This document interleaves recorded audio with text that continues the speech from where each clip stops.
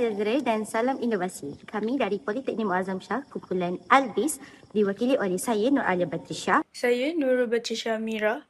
Dan saya Nur Bashira. Hari ini kami akan memperkenalkan produk inovasi makanan masa hadapan kami. Ayam bukan ayam. Kenapa ayam bukan ayam?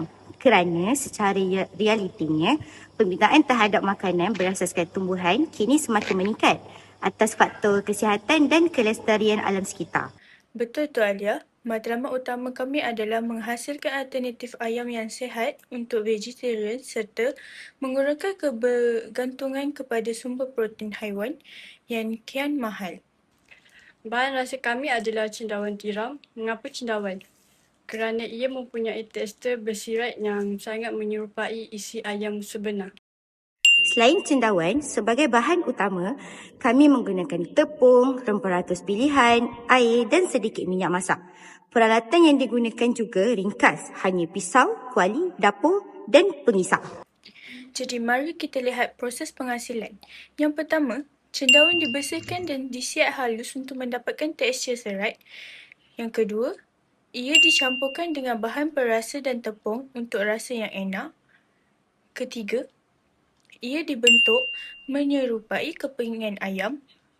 Akhir sekali, ia digoreng atau dimasak mengikut kesesuaian resipi yang kami sediakan. Apa yang kreatif tentang Albis? Kami mengaplikasikan konsep IR 4.0 dalam industri makanan melalui inovasi tekstil. Produk ini bukan sekadar makanan, tapi penyelesaian gaya hidup.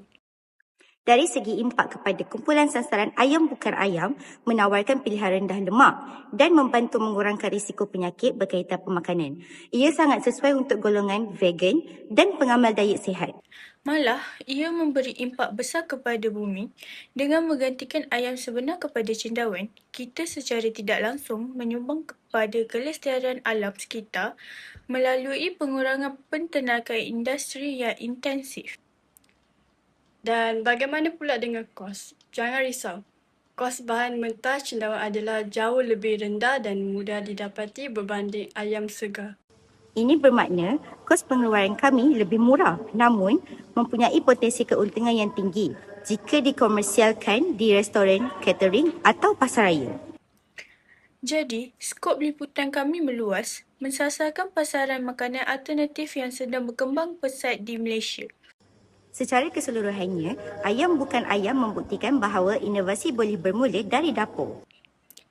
Dan ia sihat, ekonomi dan yang paling penting mesra alam. Sesihat ayam, sejimat alam. Jadi, pilihlah Albis. Sekian dari kami, terima kasih.